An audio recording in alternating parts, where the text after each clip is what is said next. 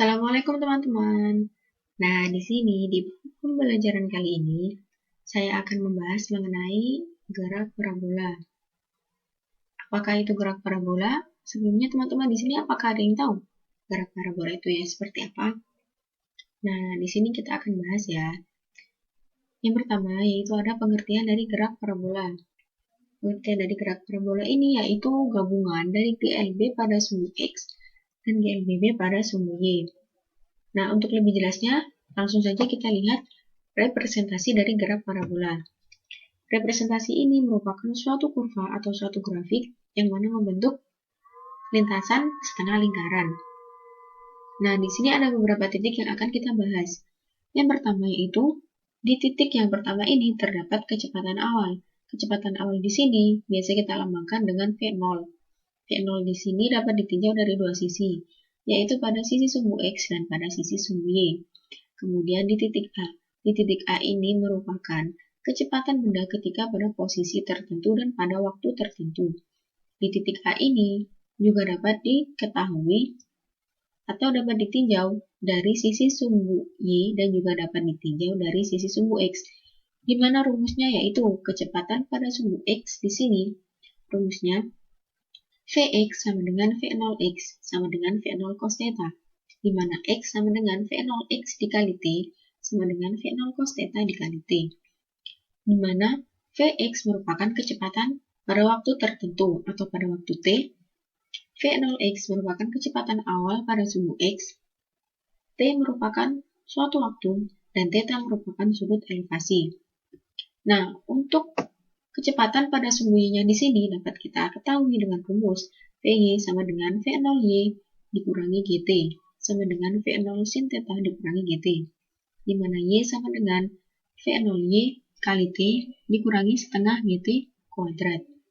Nah, ketika kita telah mengetahui kecepatan pada sumbu X dan mengetahui kecepatan pada sumbu Y-nya, maka di situ kita dapat mengetahui kecepatan total atau yang biasa kita sebut dengan VR. VR di sini rumusnya yaitu akar Vx kuadrat ditambah Vy kuadrat. Atau kita juga dapat mencarinya dengan tan theta sama dengan Vy per Vx. Nah, untuk selanjutnya yaitu titik B. Titik B di sini terdapat ketinggian maksimum. Ketinggian maksimum di sini maksudnya yaitu ketinggian di mana ketika benda berada di posisi paling tinggi saat melewati lintasan. Nah, ketinggian maksimum di sini rumusnya yaitu V0 kuadrat sin kuadrat theta per 2G. Nah, G di sini merupakan percepatan gravitasi yang mana satuannya yaitu meter per sekon. Kemudian lanjut di titik C. Di titik C di sini sama dengan titik A. Dapat ditinjau dari sumbu X dan juga dapat ditinjau dari sumbu Y. Rumusnya pun sama. Kecepatan sumbu X dan kecepatan sumbu Y, kemudian mencari kecepatan total. Nah, kemudian titik yang terakhir yaitu titik D. Titik D di sini merupakan kecepatan maksimum, di mana benda berada pada posisi akhir. Nah, di kecepatan maksimum di sini juga dapat ditinjau dari dua sisi, yaitu dari sisi X dan juga sisi Y. Rumusnya pun sama dengan rumus-rumus yang sebelumnya. Rumus-rumus kecepatan pada sumbu X dan kecepatan pada sumbu Y. Nah, ketika benda telah sampai pada posisi akhir, maka di sini kita dapat mengetahui jarak antara posisi benda di awal hingga posisi benda di akhir yang biasa kita sebut dengan jangkauan maksimum. Jangkauan maksimum di sini lambangnya yaitu X maksimum. Nah, untuk jangkauan maksimum di sini dapat dicari dengan menggunakan rumus X max sama dengan 2V0 sin theta cos theta per G. Nah, untuk waktu ketika benda berada di posisi semula hingga berada di posisi akhir, kita juga dapat mencarinya loh teman-teman. Kita dapat mengetahui waktunya dengan rumus waktu ketinggian semula. Nah, waktu ketinggian semula di sini maksudnya yaitu ketika benda pada posisi yang sama, di mana benda ketika berada di posisi awal dan benda berada di posisi akhir, posisinya akan sama. Nah, di situ kita dapat mengetahui waktunya. Namun, sebelum itu, kita harus mengetahui waktu dari ketinggian maksimum suatu benda itu. Nah, ketinggian maksimum yang sudah kita bahas tadi yaitu TP.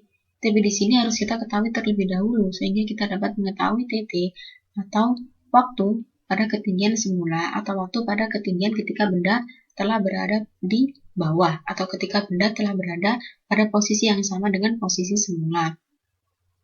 Nah, di sini rumusnya yaitu TT sama dengan 2 kali TP sama dengan 2 kali V0 sin theta per G. Nah, karena rumusnya telah kita bahas satu per satu, maka di sini kita dapat mengetahui contohnya. Contoh dari aplikasi gerak parabola dalam kehidupan sehari-hari. Pasti kalian penasaran kan tadi? Kita dari tadi bahas rumus, bahas pengertian. Contohnya itu seperti apa sih?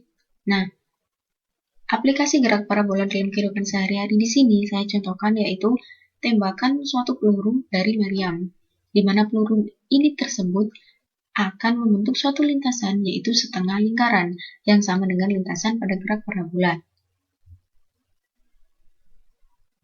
Nah, teman-teman juga dapat dilihat kan, peluru yang melintas tadi, lintasannya sama seperti gerak parabola, di mana lintasan tersebut membentuk setengah lingkaran. Nah, cukup di sini penjelasan dan pembelajaran gerak parabola dari saya. Untuk kurang lebihnya saya mohon maaf, dan untuk penjelasan yang kurang kalian pahami, dapat kalian tuliskan di komentar di bawah ini. Terima kasih atas perhatiannya. Wassalamualaikum warahmatullahi wabarakatuh.